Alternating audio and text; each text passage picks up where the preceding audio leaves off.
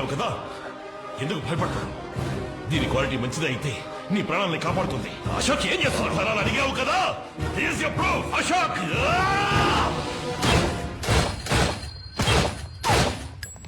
ఇదిగో ఆధారం. సంజయ్ వేసుకున్న జాకెట్ నిజం చెప్తుంది. ఈ స్కామ్ వెనుకున్న ఏ ఒక్కరిని నేను వదిలిపెట్టాను.